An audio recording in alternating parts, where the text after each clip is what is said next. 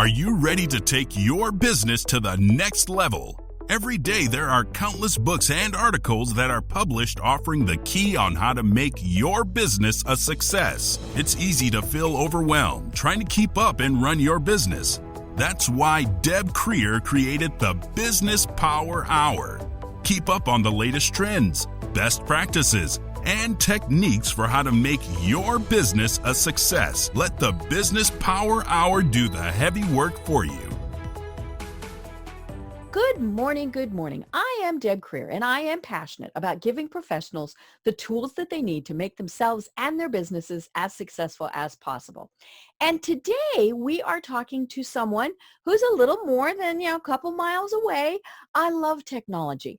It allows us to connect with people virtually and literally around the world, which is part of what we're going to be talking about, how to expand your networks, how to be reaching out to people everywhere, how to learn from business owners everywhere. And so please join me in welcoming Miha Matlievski to our program today. Welcome, Miha.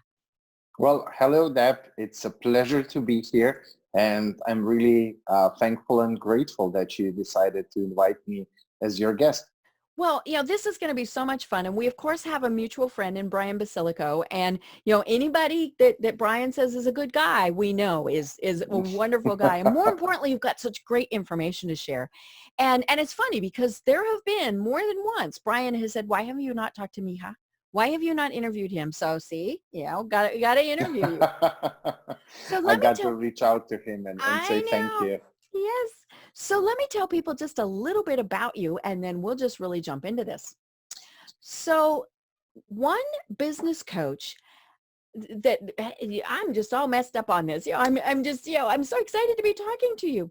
So Miha Matlievski used a monumental personal failure and eventual redemption to build his business to where he is today, to help get others where they need to go to find their personal success and fulfillment. At just 18 years of age, Miha, a Slovenian high school dropout, dreamed of becoming a successful entrepreneur. He pursued it with a passion, putting in 12 years of hard work that resulted in 4 successful businesses and a personal net worth of just $15 million. But in December of 2009, an unexpected call from his bank, which had decided to foreclose on his real estate investments, brought his world crashing down around him. That one negative event instigated an avalanche of ruin for him and his businesses, resulting in his 4 once successful companies going bankrupt. And so Miha turned that into a very successful business that he is doing now. And what I love about this is that not only have you learned from your failures, you have embraced your failures, but more importantly, you show all of us how it's important that we do that also and to plan for those. So again, Miha, welcome to our program. Well, again, thank you. It's a pleasure to be here. And I really do hope that we can get as much value across to your audience because it's a really, really important topic, the topic of failure.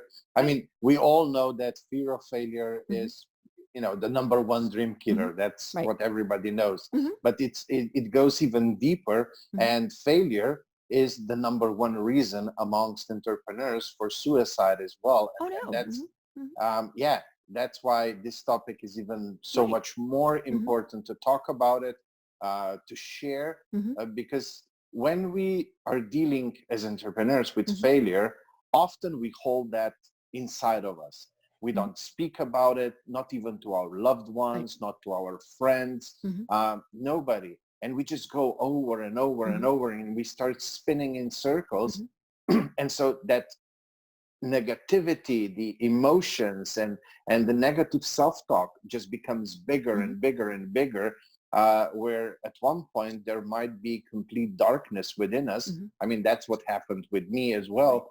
And if you are not lucky enough to find the aha moment, like I was, it can lead all the way to suicide. And I know firsthand why anybody would consider doing that, because at one point maybe you don't see, any future, any you are lost on all the dreams and the goals, and you start feeling like, okay, so this is it, this is my life, this is what it's going to be from now all the way to the end. And you say, like, what's the point then?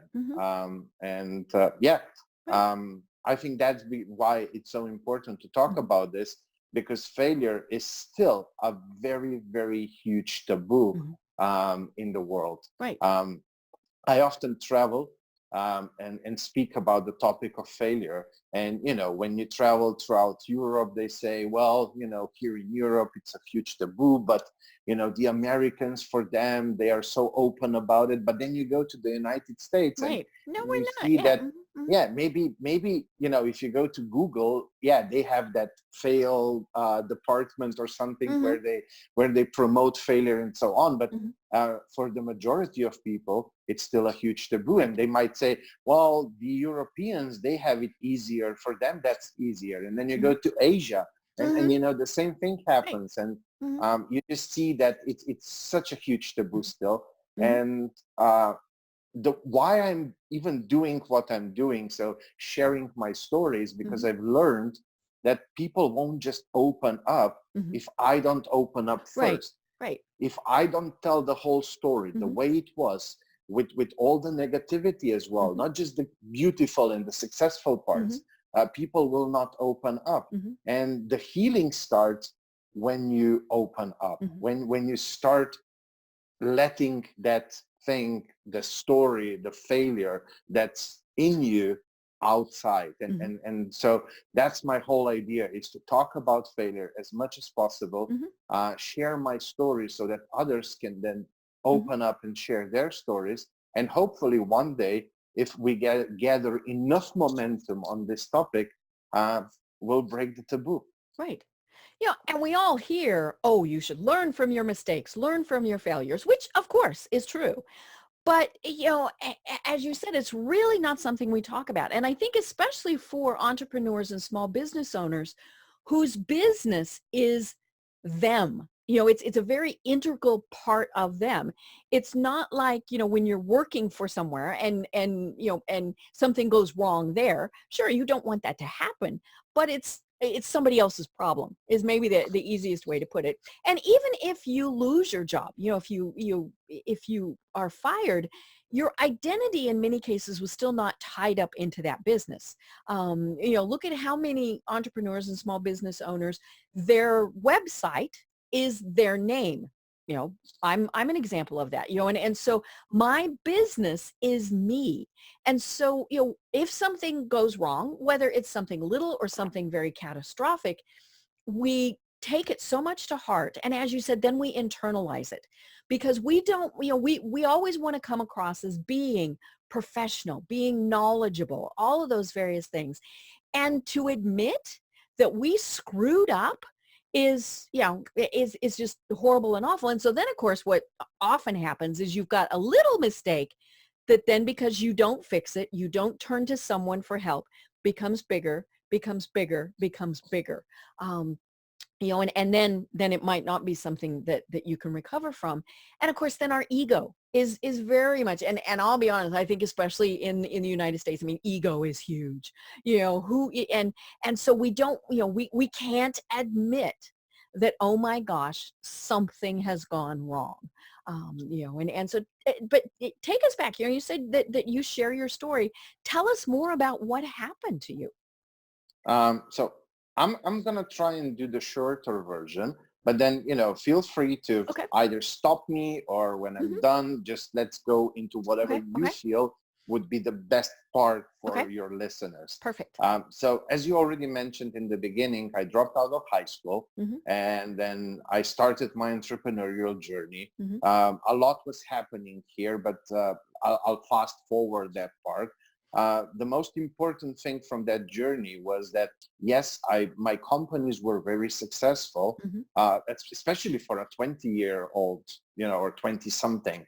But the thing was that at that time, I thought how amazing and great I am. And I wasn't taking into an account that the whole economy at that time, before the financial crisis in 2008 and 9, everything was booming, you know, so I was just riding the wave. And the thing was, I had no clue how to really lay down solid foundations for a business to not just strive when the wave goes up, but also, you know, if some things happen. And I often use the story of the three little pigs to explain this. So my companies were like that first house made out of straw without solid foundation. And so when the first wind with the crisis came, of course, it all blew up. And for me, it was like a really domino effect, because one of my companies was in a huge real estate project. The bank banked down because the prices on real estate dropped so significantly. And so my project would suddenly end up in minus anyway. And they just said, we go out, you know. They're a business also. So, you know. Better now than later, with even more debt. And because they did that, and all my other businesses and me personally, we were all co-signing the agreement for the loan. You know, it was like a one-day thing. So I got a call on Monday, December 7, 2009. And then on Tuesday, everything was gone. And I even ended up not just losing my 15 million net worth, I ended up being 5 million in personal debt. Yes. Without any option to do personal bankruptcy, because here in Europe, if you, at least at that time, if you were a business owner whose company went into bankruptcy and you weren't able to pay your employees and taxes, that was a limiting factor for you to be able to do personal bankruptcy. So at first, I didn't really, you know, grasp what happened to me. And I was like, yeah. Well, it would have been so sudden that you had no time to process it. Yeah. I was in that, you know, I'm going to solve this mode. And as the days went by, as the weeks went by, you know, like that salvation was nowhere close. And the reality started kicking in. And then phone calls from, you know, past employees, suppliers, and so on, they turned from, you know, hey, we're just checking up, like, when can we expect the payment, to we're going to sue you, to then later on to more name like, calling and eek. Well, yeah, and what they will do to me and so on. So at the end, it was almost like having calls from a mafia boss. It really came down to that. And of course, you wake up every morning and the phone call start. I was permanently in state of depression, anxiety, and you know, that darkness starts coming in. You start thinking, okay, maybe I used all the good part of my life, and you know, like, my good days are over. Now it's this from here to forever. And like I mentioned before, suddenly, you know, you start asking yourself, what's the point of living? You know, if this is going to be what will be for the rest of the life. And so the ideas of suicide start coming in, and you know, they're closer and closer to your heart, because all I wanted at that time was just some peace and quiet. My mind was like a nuclear reactor 24/7. When I was at home, it was unbearable to be by myself. When on the rare occasions I did go out for a coffee, it was unbearable to be amongst people, them laughing and having fun. And you, in many ways, I thought, were thinking they were laughing at you. And, you know, even if, you know, you had no idea who they were, it still was just, you know, and thinking, why are they having fun? Don't they know the world is coming to an end?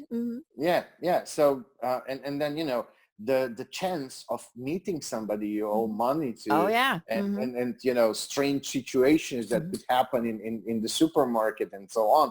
So all of that combined, you know, was just guiding me towards the suicide more and more and more. And then in the middle of 2010, I just, one evening, it was around 11 p.m. I just started climbing over the fence on the balcony. And I was just holding myself with one hand. I was already like 45 degrees over. And it was at that time when okay, so I need to back up a little bit. So I had the most perfect childhood. I'm not going to go into details, but my childhood was really beautiful. I never had to do much.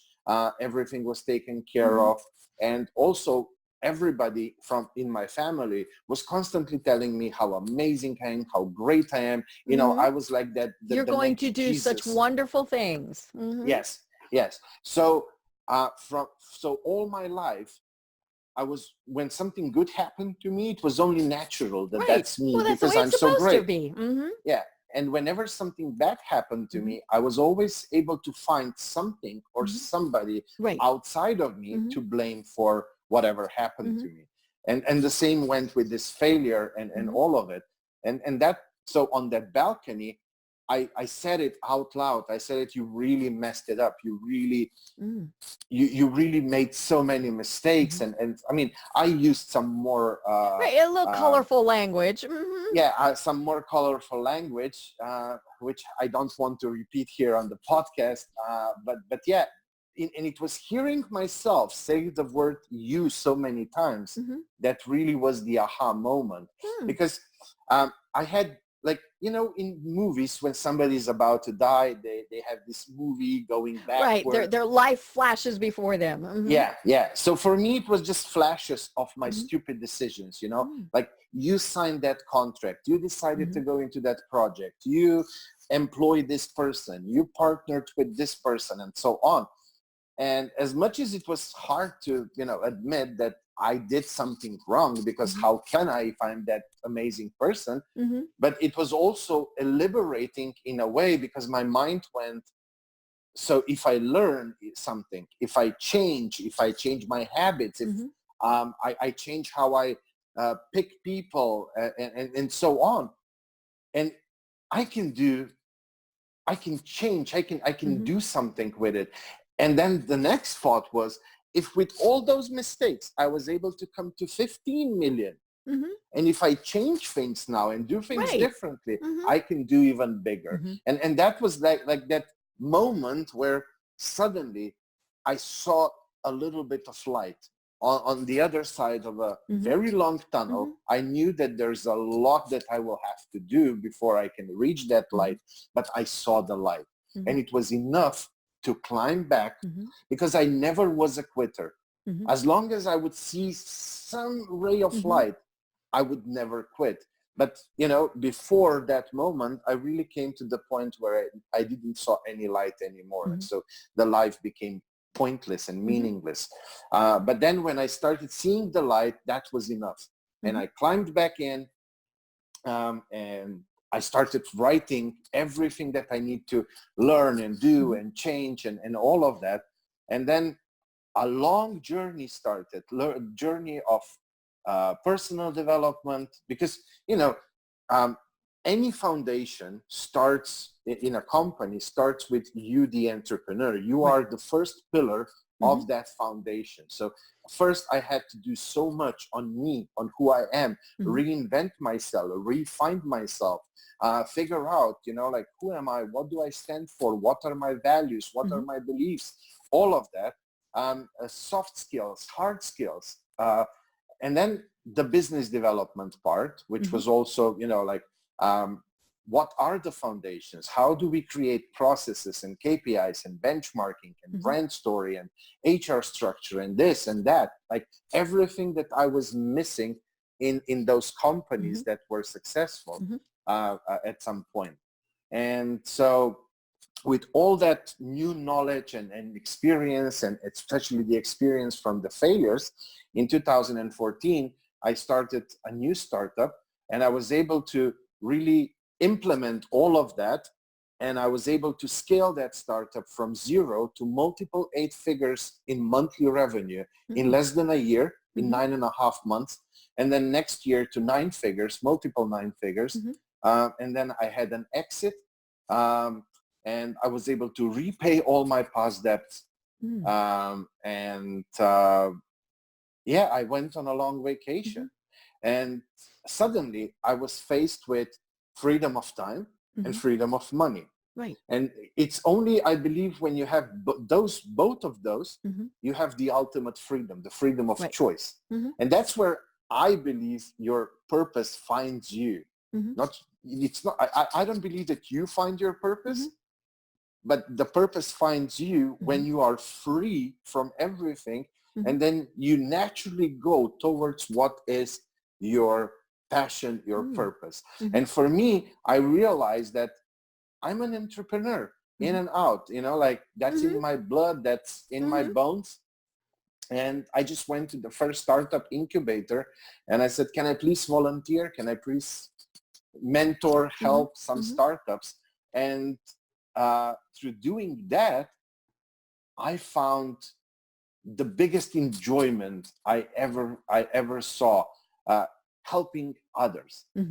So it's 1,000 times better than when you just do something for yourself, is when you do something for others. And especially when you can do it without any expectation. I think that's the biggest key, is to really do it because you just want to do it. And there's no quid pro quo behind it. Right. And so, slowly companies started calling me, other incubators, conferences, and so on. And a few years, not a few years, but a few months later, because also a lot of investors were calling me because of that success with that startup, like, Miha, just whatever you're going to do, like, count us in, we're here, we're going to back you up. And I was having a beer with a friend, well, a few beers, and I was like, damn, like, everybody's now waiting for me, expecting, like, what will be my next move. But I don't know what I want to do. I mean, I love doing this, what I'm doing now. And the friend said, well, maybe that's what you should do. Right. Why do you have to do something else? Yeah. Yeah. Just forget about others and just do this because you're great at it. And you really help people. And, like, it's your passion as well. You love the whole teaching and coaching and mentoring. Just do it. And then a few beers later, you have to name your venture, or you need a brand name. And sometimes you need those beers to help that process. Yeah. Like, Brian needs bacon. Right. For me, it was more a little beer. But the thing was, I didn't know, like, what do I name these now? Is it like, I don't know, success coach or, what something. And then again, this friend, he said, well, everything that you always talk about is, how important it is to have healthy relationship, emotional relationship with failure, because you will fail so much more on the road to success. How important it is to test. And when you test, you fail, and you need to bounce back quickly. And that's how you can fail fast and fail forward. You constantly, every story that you start, Miha, starts with, I did this, it failed, and this is what I've learned, and this is what I did then, and so on. He said, you're a fail coach. And I don't know whether it was because of the beer or what, but I loved the idea. And the more I'm now sharing the whole story with interviews and so on, the more I feel connected to that. Really, yes, I am. It's not what I do; it's who I am. I am the fail coach. And so that's the shorter version of the story. Right. And it's not that we're planning to fail. Because you really don't want to, but we know that failure happens, so we need to plan to get through it. And again, it's, in many cases, it really is just recognizing, oh my gosh, this could happen. What if the bank calls in my loans? What if my best salesperson leaves and takes all of my clients? All of these various things. And so, it's the what ifs that we need to plan for. And of course, but we're little ostriches. We bury our head in the sand. Those aren't going to happen, but they do, sometimes through absolutely no fault of our own. The economy changes, technology changes. I mean, all sorts of things. And so if we haven't done the what if game, then we are going to to have problems. And of course, as part of that, it's what if this good thing happens, because some of the times we fail because there's too much. What if we have too many clients? What if, all of those various things. One of the things that I've talked with guests about in the past is what they call the fear of success, and what if we become too successful and we have to turn people away, and if we don't handle that well, that could be a failure. I mean, if you turn people away and they spread the word, oh my gosh, don't go to them. They're, all of these various things. And so it's not planning for failure or for success. It's planning for the future.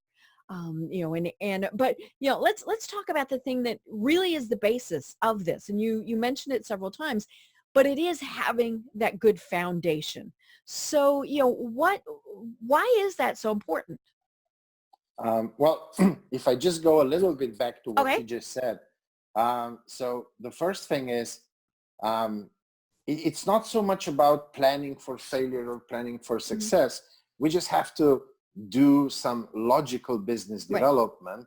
So emotional intelligence is a soft skill that's very important, because you need to understand when it's time to use logic and when it's time to use emotions. There's, times for one and for both. So one of the things is when you're planning, when you're doing your business development, or you're even doing your business plan, if you're a startup or something like that, you just have to look at things logically. The chances are that good things will happen and bad things will happen, and you need to be prepared. And then another thing, another good mindset to have, and this is also tied into what are the foundations. So one foundation is emotional intelligence. Another one is mindfulness, being able to step away from the current moment and not react on autopilot, but be in the driver's seat. That's what mindfulness creates for you. And then another thing would be to, when you're thinking about failure, is to really do the homework, to do some basic business development and look at things from many different points of view. I mean, I kind of brainwashed myself to the point where now I'm actually worried if I don't fail for a few days, because it's very important to understand what failure really is. Failure is you trying something probably for the first or the second or the third time, and the likelihood of you not succeeding is, of course, far greater than the likelihood of you just finding everything on the first go. And so if you want to create something big, now it depends now how big are your goals. If your goal is just to go to 6 figures, then you don't have to push yourself so much out of your comfort zone. But if you want to be the next unicorn, the next Facebook, or you want to create a huge impact on the world, you will have to push yourself insanely outside of the comfort zone. And that means constantly doing things for the first time, constantly doing new stuff, and that will bring likelihood of failure to a much bigger degree. And now for me, if I don't fail for a few days at something, I'm worried, because in my eyes that means that I'm slacking off. You're just I'm kind of not pushing coasting myself. I'm there in the comfort zone, nice and comfy.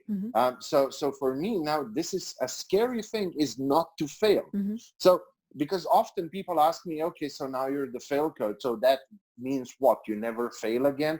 No, I fail much more. It's my attitude, how I view failure, that has changed so dramatically that for me now, failure is 10 times more valuable than any success. Because success, although of course it's good, but it doesn't bring so much learning, so much lessons with it, so much potential for you to grow. And we constantly need to grow. Like you mentioned, everything is like the world is spinning at a much faster rate with all this technology, globalization. And in today's world, you have to be adaptable. We have infobesity out there. on the internet, so much information on anything, like whatever you type in, you get millions of results. Right. You need to be a good editor, a good filter of those results. You need to know how to do your due diligence as fast as possible, and so on. So it's different qualities that are needed in today's world than they were needed 20, 30 years ago. So being adaptable is a huge thing, because Mark Zuckerberg can wake up tomorrow morning and say, well, you know what, we're going to change the algorithm on Facebook, and bam, maybe your whole business model is dead. And you have to pick yourself up immediately and start figuring out how you will overcome that. Whether that's, going with the new algorithm, changing your business model, maybe offering different things to your clients, whatever it is, there's always options. And if you don't go into the negative emotion and negative self-talk, you'll be able to see those options. But when you go into that negativity, you start asking yourself, why God? Why me? Yeah, why am I so stupid? All of those things. Yeah, but those are not good and powerful questions that would lead to any conclusion. So those are the things, let's say, on a personal level, and there's plenty more of them that make up the foundation in you, the entrepreneur. And then for your business, it's things like having processes, and you need to have KPIs attached to those processes. You need to be able to measure them, and then you need to benchmark that. And then you need a BI solution, business intelligence solution, where you can quickly, through a few dashboards, see what's happening in your business so that you can make quick decisions, that you can test things on a larger scale, but then make good, logical conclusions based on those testings. Brand story. What's your brand story? Who you are, what you stand for, what's your mission, your vision, company culture, HR structure, and so on. I mean, there's plenty of things that go into solid business foundation. And of course, it's different if you want to build just a 6-figure business, it's different foundation than if you want to go to 9 figures. Of course. And I mean, the same as with house. If you're okay with just having a little vacation house, I mean, you won't build a foundation that's good enough for a skyscraper. Right. Yeah, you don't need that. Because that would be an overkill. But on the other hand, if you want to go high into a skyscraper, then, building foundation for a little vacation house will not do. And as you go up, things will start to it's going to fall over. And the same happens in business. So it always, so you, the entrepreneur, you need to know, where do you want to be in the next, let's say, 2 to 3 years? Because if you build foundation today for something where you want to be in 10 years, that will be an overkill. So you just have to look at 2 or 3 years tops. Build the foundation, then build up. Once you reach that point, then you need to figure out, am I okay here at this level? Or do I want to go higher? If you want to go higher, first thing, go back to the foundation, make them stronger, make them ready for where you want to go in next 2 years again. And then you can start building up. But you can't just build and never go back. Like, that's where most of the businesses need my help, is to figure, because they just wing it. And even with winging it, and especially in a good economy right now, like that is right now, you can come to 6, 7, even 8 figures. It's doable. But then at one point you start to plateau, and things don't really go the way you want them. And then always we need to go back to basic, and we need to start with the foundation first. And mainly because of that, I decided that I want to devote more of my time helping new entrepreneurs, because my thinking was, if I help them building that solid foundation from the start, they won't need me later. Right. And that's and it. And a lot of that is, say, as you said, with an entrepreneur, setting your business up correctly. It's going to vary from country to country, but, you might need business licenses. You need, you need to trademark, whatever it is, you can't just go, oh, I'm going to think I'm going to do this today. That's where so many businesses get in trouble, is then when they go to take that next step, so maybe it's that they were a landscaper. And, they started out just cutting the lawns around people's houses. People wrote them a personal check, and then they got a little bit bigger, well, then they needed equipment. And they go to the bank and they say, I need a loan. And the bank says, no, because there's been nothing underneath it to show that there was that business. You hadn't set it up as a corporation, however you want to set it up. You weren't keeping good records, all of those various things. So then you're basically starting over. So why not start it good at the bottom? And then, as you said, build up from there. And, and then if you need to, you go out further, which is typically, if you're going to go up higher, you need to go out further with a bigger footprint. So maybe that's where you have employees, or consultants or whatever. But, I think so many, as you said, so many people skip some of these steps, and then they wonder why something doesn't work right. Or, even worse, they coast. They get to that point and they go, oh, this is great. We're making X number of millions or thousands or whatever, dollars a year. And we're just going to sit here, and look at all the companies that are declaring bankruptcy. I mean, here in the United States, they just announced that Pier 1 is probably going to declare bankruptcy. And part of that is because they didn't really grasp that online was what's going to happen. One of my favorite examples that I talk about frequently, if we're, when we're on these topics with my guests, is Kodak. I mean, Kodak was the photography company. All of us of a certain age had our little brownie cameras. I mean, all of those various things. And when somebody at Kodak said, we think things are going digital, and the powers that be at Kodak said, nah, we don't think so.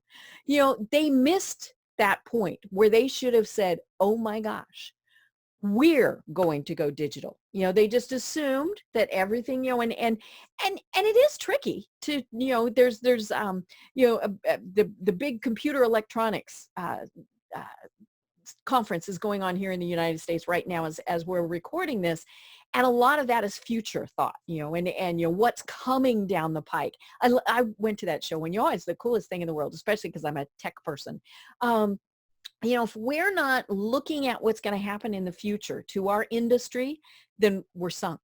It's not going to matter, even if we have good foundations, if we're not prepared for what's happening, and maybe that's one of the big parts of the foundation is that ongoing knowledge and that research.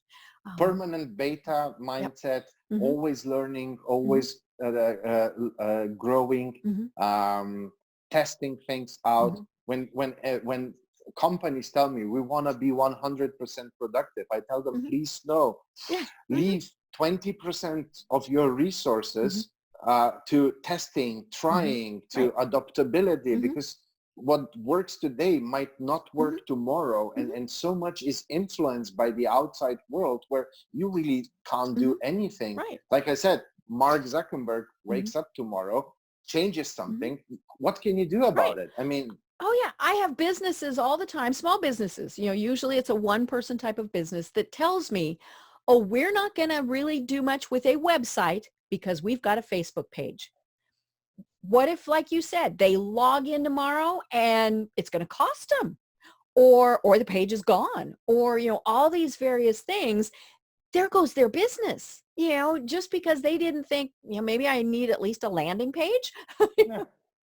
I mean, the thing is, what I see with the foundation, and I was looking at it from the same angle before my failures, that's the most boring part of being an entrepreneur. Right. And it's not the fun part. We didn't do this to have to worry about a business license or insurance or hiring. We did it because we like doing this thing over here. Yeah. I mean, most of us entrepreneurs, we are the creative types, Mm-hmm. inspiring, we want to create something and so on. And all the foundational parts sound so corporate, Mm-hmm.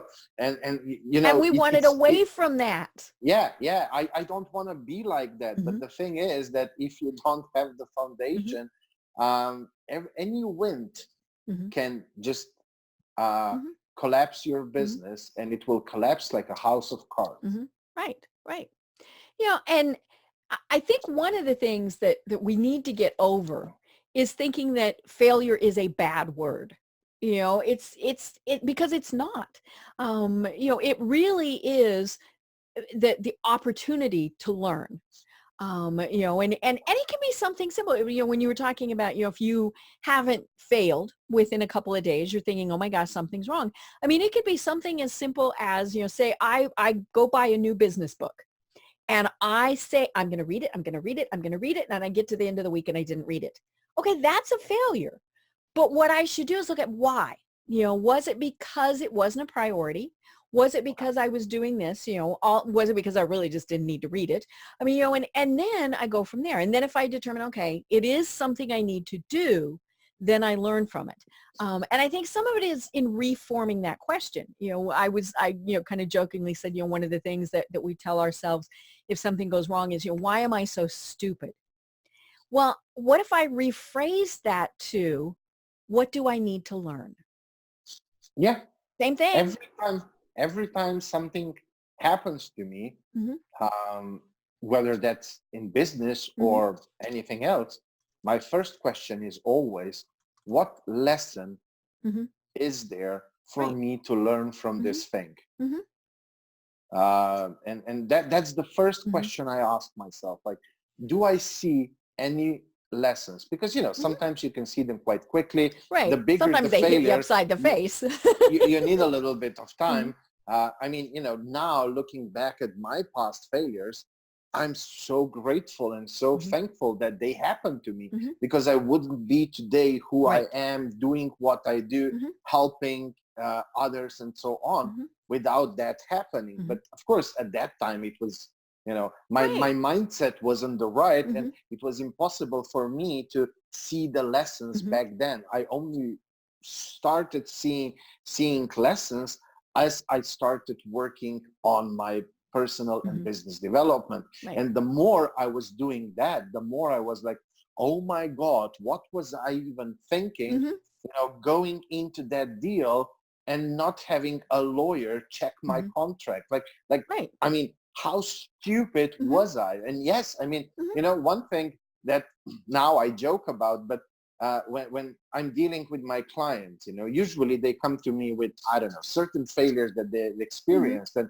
I haven't yet found a client who would have a failure that I can't resonate with. Mm-hmm. And sometimes I'm like, well, I mean, is it even possible that I Right. did everything wrong that you Mm-hmm. can do in business? But Mm-hmm. apparently, yes. Apparently, Mm-hmm. I was really, really stupid. I was really thick-headed. And I really had to experience all the possible Mm-hmm. failures myself. But, looking now, if that wouldn't be the case, Mm-hmm. I wouldn't be Right. doing what I'm doing. Mm-hmm. So, Right. And it doesn't mean we'll repeat them. Hopefully we won't. I mean, hopefully it is that we learn from that. Now you need that attorney to look at those contracts. I mean, all those various things. But yeah, we have to experience those failures to learn and then to move forward. And you mentioned when you were growing up that, everything was, very wonderful. I'm an only child. And, we'll just say it. My parents doted on me. I mean, but, but I did, I was the only one. So I got a lot of attention, all these various things. And, and so you're right. I was the same way, a lot was expected of me. And, and things didn't always come out the way that they were supposed to. But it's, again, we learn from those mistakes to go forward. But when I look at people now who seem to have everything given to them, I mean, part of it is I'm thinking, they're going to fall and they're going to fall hard. Yeah. And that's kind of one of the things that people, in the United States especially are saying about millennials. Well, they've had everything given to them. What's going to happen when they face adversity? Well, it happens in every generation, and all of these various things. But again, we need to learn from those mistakes, from those failures. And, even if it is just ding-a-ling, don't do that again. But sometimes we do. I mean, the sign says wet paint. I reach out, I touch it. I go, oh, look at that. And then I touch it again. I mean, is it still wet? Is it still wet? Is it still wet? Okay.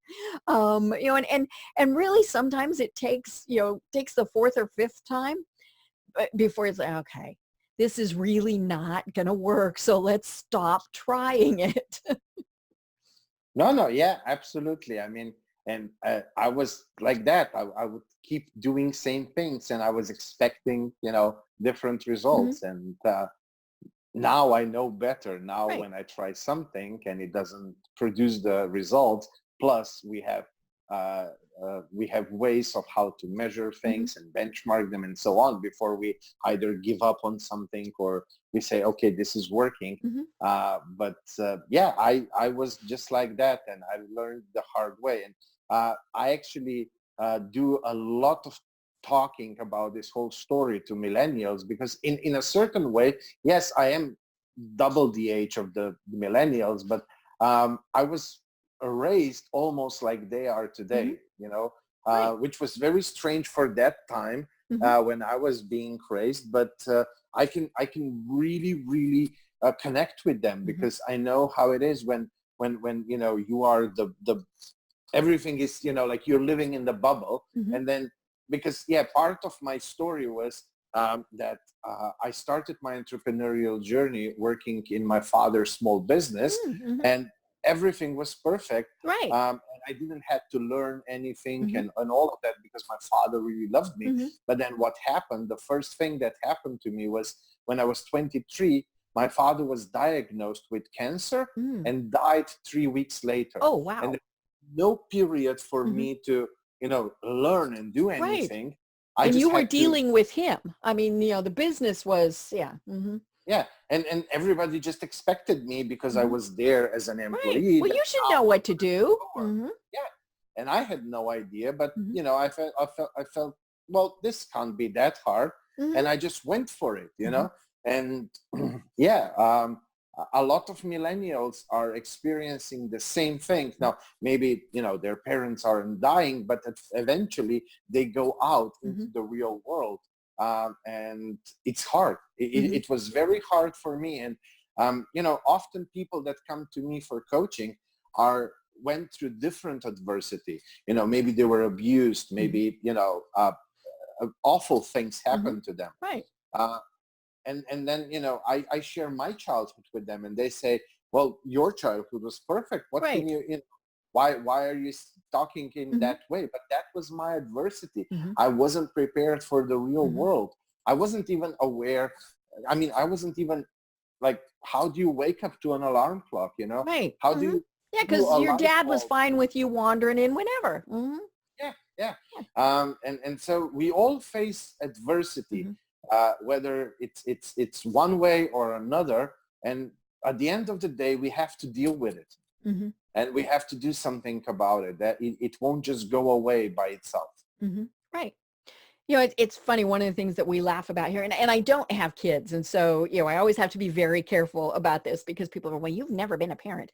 The whole thing we had here in the States with, we don't keep score.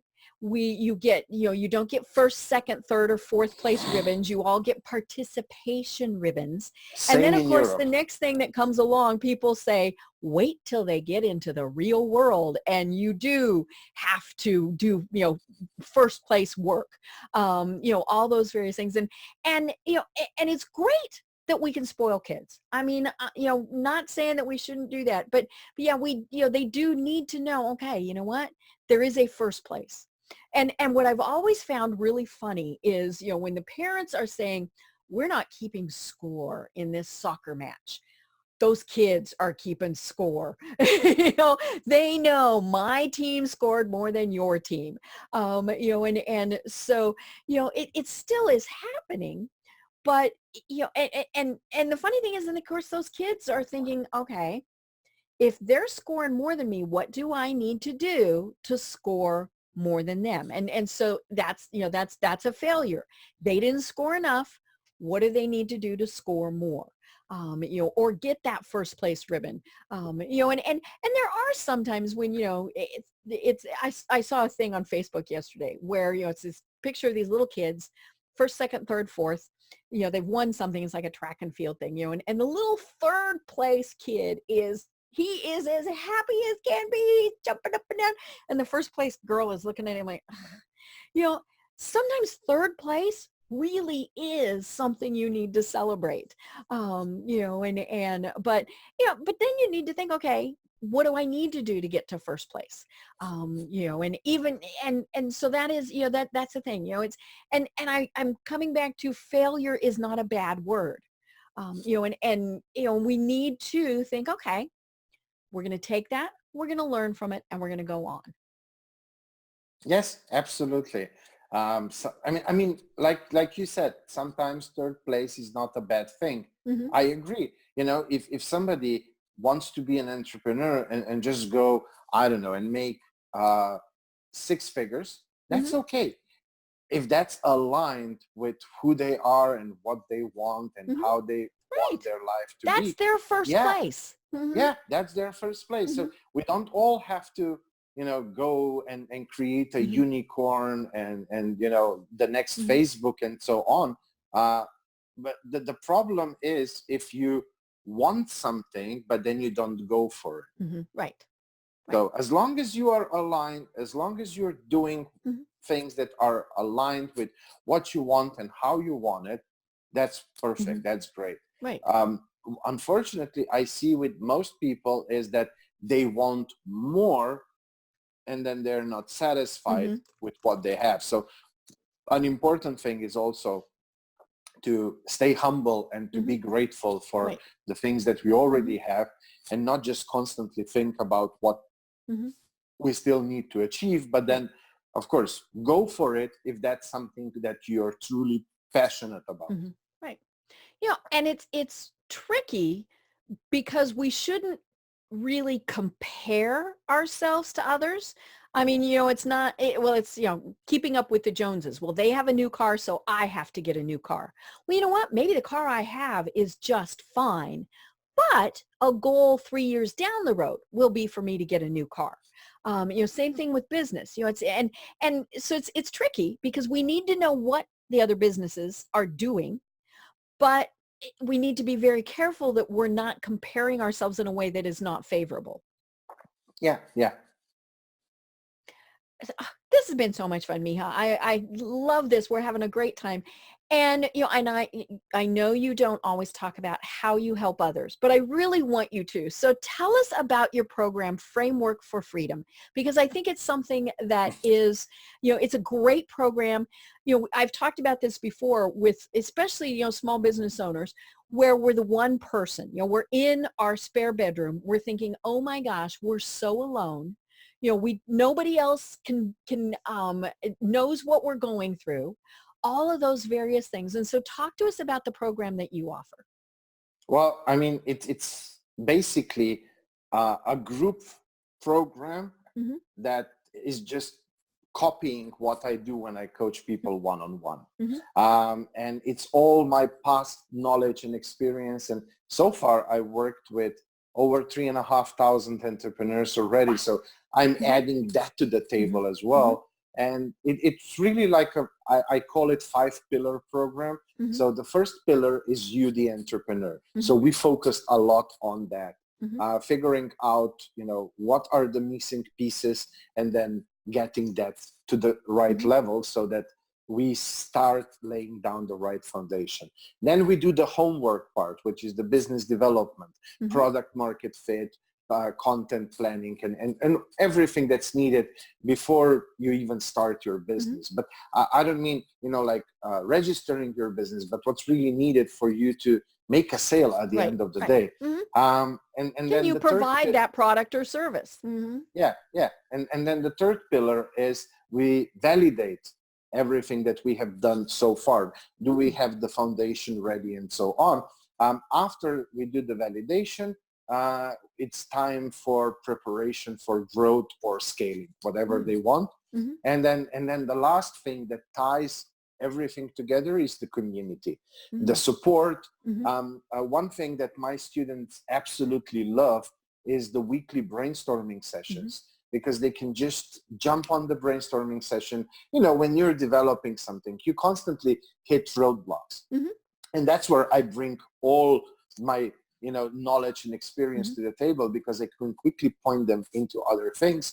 They can test them out, see the results, apply, and move. We really move fast through the whole business development. And then some of them are even choosing another option, which is my additional product called Miha in your pocket. I love it. It's Voxer coaching, so it's even more intense. And basically, whenever you hit a roadblock, bam, you take your phone out of your pocket and there's Miha, help! ready to help you and brainstorm with you or help you or whatever it's needed. So that's what I do in the Framework for Freedom. And it's not a get rich quick scheme or anything like that. Of course, some people go through it faster, some go slower, but basically it all depends only on how much leverages they have, because leverages are the only way for you to speed up the business development process. So if you have, the leverage of past experience, leverage of, the right network, leverage of money, leverage of time, like all of those leverages, and how you really use them with the best, being as resourceful with them as possible, is where you can either speed up the whole process, or it will take longer. Right. And obviously, through technology, people can be anywhere in the world to be able to either have Miha in their pocket or be part of the group setting. Tell us how people find you and connect with you. Well, the easiest way is just open Google, type in Fail Coach, and then just choose whichever platform is best for you. I mean, we are on LinkedIn, YouTube, Instagram, Facebook, I don't know, probably somewhere else as well. My team is handling that. These things spread out and you're like, how did I get there? Yeah, I have an amazing team that's helping me with all of that. So I sometimes don't even know where everywhere we are, but all those messages reach me at the end. So that's one way. Or if they want to meet me as in person as possible, then every week I'm trying to give back to the entrepreneurial community. So I have these free group sessions, not recorded or anything, so that everybody can feel safe to ask whatever they want. And the best way to see when my next Zoom call will be is to just go to frameworkforfreedom.me, because I try to mix it up. I have audience from Australia, audience from Europe, from US, Canada. And so every week I try to figure out how to accommodate a few different time zones so that people can jump in. Right. I love it. And you are obviously a wealth of knowledge based on your personal experience. And I love the fact that you have taken, big obstacles. Hello, losing $15 million and being $5 million in the hole. That's about as big an obstacle as you can get. And being at that point of, I just can't go on, and you have turned it around. I love that. And so it is inspirational, but it's also, it shows that it can be done. I mean, we're love you, Miha, but I'm not going to put you on a pedestal. You're just like all of us. And I think that's the key is, it can happen to anyone, and so we need to prepare for it. So what final words of wisdom would you have for us?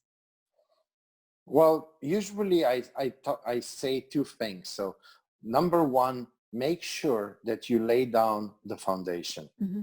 So that's really, really the key. Don't be that first house made of straw. Mm-hmm. Make that house of brick and solid foundation.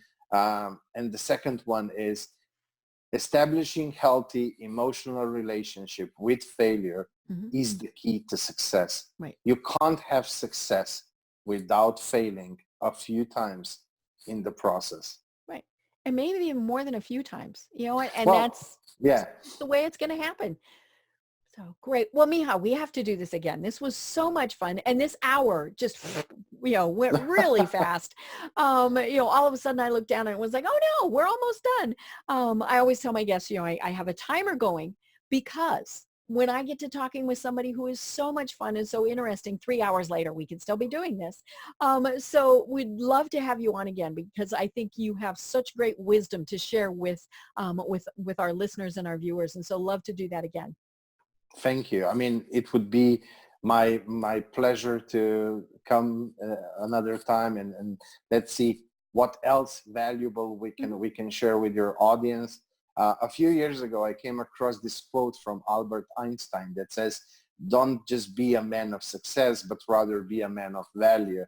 And it really burned into my brain. And so every single day, I try to really give as much value as I can to the world. And this is one way of doing it. And I really hope that your audience will find this interview valuable. If you decide that you want me back again, I will be more than happy to do that. Thank you for having me. Thank you for inviting me. I know we have to be on point with the time. So see, that's why we have to have you on again, because we have more things to talk about. Well, I really have been having such an enjoyable time talking with Miha Matlievski. I am Deb Creer, and until next time, everyone have a great day. Tune in for our next program for even more trends, best practices, and techniques for how to make your business a success. The Business Power Hour, hosted by Deb Creer, is proud to be part of the C-Suite Network.